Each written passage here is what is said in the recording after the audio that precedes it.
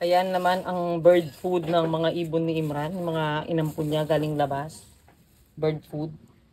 Kumusta naman mga be? Assalamualaikum. For today's vlog, gagawa tayo ng Arabic chicken samosa. Ayan, nakabili tayo ng 250 grams. Tsaka parsley. Ayan, gagawa tayo ng samosa. Gawa tayo ng lemon and mint. Tapos, ayan, nakabili na naman tayo ng chicken from Manila Halal Chops and Cut. Sa Blumentritt, halal chicken yan. Tatlong whole chicken, tapos liver, and then yung chicken feet. Chicken feet talaga. Bumili na naman ako ng chicken feet. Oh. Ayan. Diba?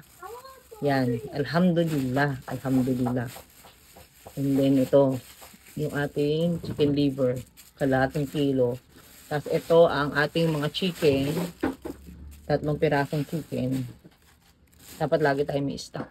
Fresh yan. Kagabi lang nila to in-slaughter. Yan, kagabi lang. So, umaga ngayon and fresh pa talaga siya. Ito gagamitin natin, chicken breast. Yan, igigilingin ko yan sa food processor. Tapos itong parsley natin, importante. And garlic, sibuyas, green chili, tapos carrots. Ayan. Lalagyan natin siya ng mga spices mamaya. Ito yung wrapper na ginagamit ko kapag gumagawa ako ng Arabic samosa. Wala kasing nabibili dito yung mahaba. Normally kasi yung talagang ginagamit na pang samosa sa Middle East. Alam nyo naman mga be, kailangan tayo maging resourceful. Ayan, hinati ko sa 3 equal parts yung binili kong spring roll wrapper. Kasama sa mga ingredients ng Arabic chicken samosa ay itong green cardamom. Pipisain lang natin kasi nakakadagdag siya sa lasa. Sa mga followers natin dito na nanonood, nakatikim na ba kayo ng samosa? Saan ba kayo nagtrabaho before? Sa Middle East? Saan doon? Alam nyo kung bakit ko natanong? Kasi iba't iba yung gusto nating lasa ng samosa eh. Yung mga wala pang experience sa Middle East na gusto mag-try ng samosa, gusto nila yung less spices. Pero yung mga naging OFW naman sa Middle East, tama lang sa kanila yung lasa ng totoong Arabic samosa. Kagaya ko, tsaka ng mga bata, tsaka ni Imran, ayan, mas gusto namin yung mas madami yung spices na malalasahan kaysa dun sa normal na parang, alam nyo yun, yung walang ganong lasang spices. Kinuha ko pala yung breast part nung chicken na binili ko, yung in-order ko kanina na nakita ninyo. 1.5 yon ng breast part. Kumusta na nga pala ang Ramadan ng mga kapatid nating Muslim. Kaya din naman ako nagpo-post ng mga videos ng paano magluto ng ganito, ay para syempre mabigyan na rin kayo ng idea. Mahirap kaya mag-isip ng lulutuin for iftar, lalo na kapag fasting tayo, di ba? Ayan na nga, pagkalagay ko ng mantika at siguraduhin kumukulo ito bago ilagay yung cumin seeds. Pwede naman cumin powder ang ilagay ninyo. Tinatamad ako mag-grind ngayon ng cumin. Kaya ayan na lang, okay na rin yan. Tapos sinunod ko na yung 3 green cardamoms na pinisa ko. Kapag luto na yan mga bet, tanggalin na lang ninyo kasi ayoko talaga nakakagat yan sa pagkain. Tapos sinunod ko na itong chopped onions. 2 medium size na onions yan, bebe. Kung gusto niyo mas maraming onions, mas masarap ang gagawin yung Arabic chicken samosa. Sa totoo lang, ang sikreto lang naman ng mas malasang pagkain, yung the way ng paggisa ninyo. Dapat kasi mahina yung apoy tapos lutong-luto siya. Nilagay ko na rin pala yung bawang ha. Alam nyo mga be, nalilito ako dati. Merong iba't ibang tawag ng samosa eh. May samosa, may sambusa, may samosik, iba-iba diba? Pero pare-pareho din naman yung lasa nila. Sinunod ko nang ilagay itong green chilies. 2 green chilies yan mga be. Pwede naman ninyong dagdagan kung gusto ninyo. Tapos patuloy pa rin kayo sa paggisa niyan. Isusunod na natin maya-maya yung giniling natin na chicken breast. Ayan siya, di ba? Dapat din igisa ng maayos yan. Alam niyo yun para mawala yung lansa. Sa bagay, sa mga spices na ilalagay natin, sigurado hindi lasang malansa to.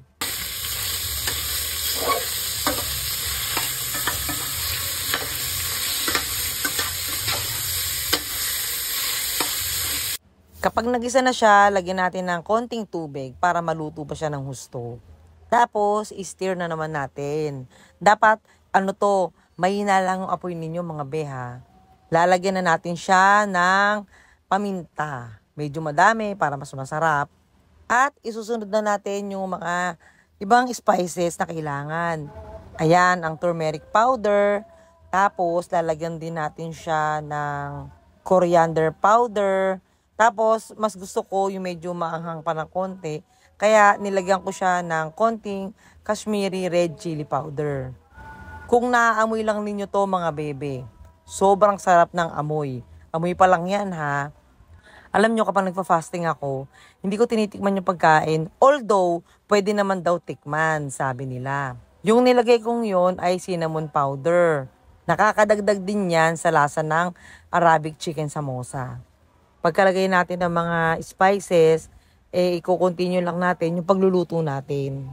Naglagay na pala ako ng asin. Konti lang nilalagay kong asin kapag nagpa-fasting ako. Kasi alam niyo yun, mas maganda na yung medyo matabang kaysa maalat. Kapag maalat, hindi mo mareremedyohan, di ba? Ayan, sinunod ko na yung carrots. Pwede rin kayong maglagay ng repolyo dito o kaya patatas. Ayan, haluin uli. And nilagyan ko pala siya ng green peas. Ayan. Siyempre, kahit chicken samosa to, kailangan ko lagyan ng gulay. Alam nyo naman, para sa mga bata. And then, yung last natin, itong parsley. Dalawang klase yata ng parsley dito. Parehong yon pwede nyong ilagay. Mas gusto ko tong klase ng parsley na nabili ko. Dahil ito, gagawin ko ring salad pagkatapos. Ayan, konting-konti na lang, maluluto na tong palaman ng ating Arabic chicken samosa.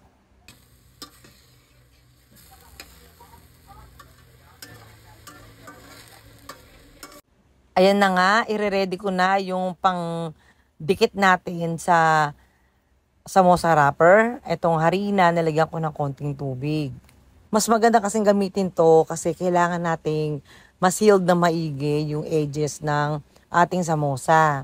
Gumamit din tayo ng brush ha. Ito na pala yung final product ng palaman natin. Kailangan natin na medyo mas mahabang wrapper. Kaya ang ginawa ko ay pinagdugtong ko yung dalawang wrapper ng samosa. Yan, kaya sinasabi ko mas magandang gumamit ng brush para ma-spread nating maigi.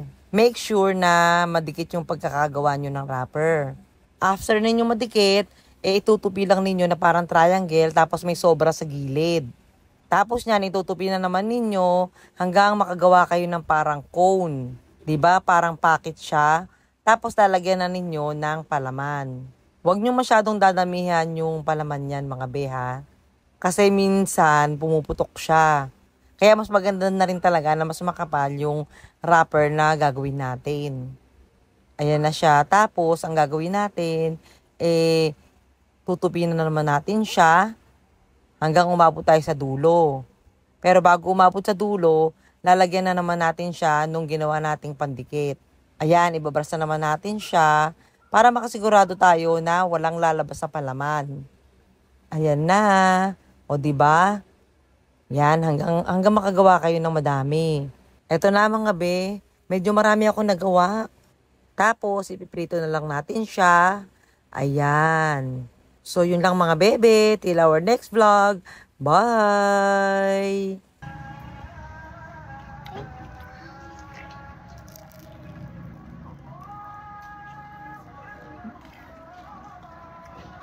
Sarap.